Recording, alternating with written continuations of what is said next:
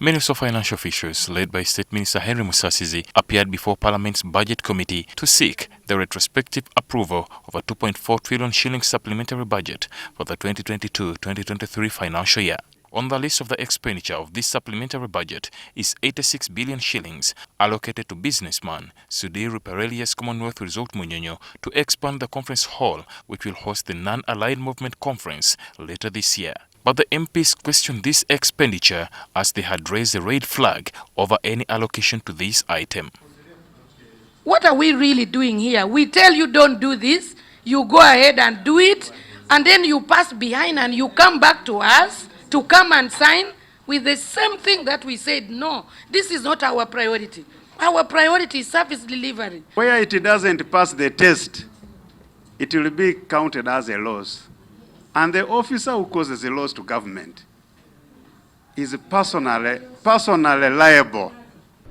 We rejected 86 billion shilling that was being given to Sudhir that is going to expand Munyonyo for a meeting. And we reallocated that money to the items that were critical according to Parliament. What Mr. Museveni and his ministers did, immediately they left Parliament, they released the money to Sudhir. We are not donating money. This is a business venture. We are buying in shares, partnering with Munyonyo, and construction has started. The total we have so far released 86 billion, and the total comes to around 112. Musasizi defended this decision under the Public Finance Management Act, which gives government a window to spend not more than 3% of the national budget without informing Parliament. We have done this for time immemorial. Even when we had the Budget Act, this provision was there.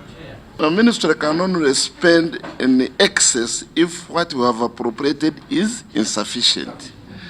Or if they are spent on any purpose which Parliament did not address itself to, it must spend on a purpose that has suddenly arisen.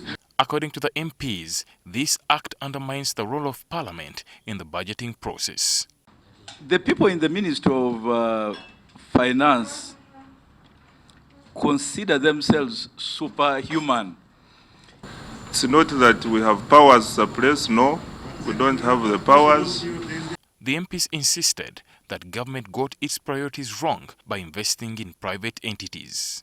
Because they are in a privileged position of being ministers, sidestepping the appropriations that we made and dealing with their own interests.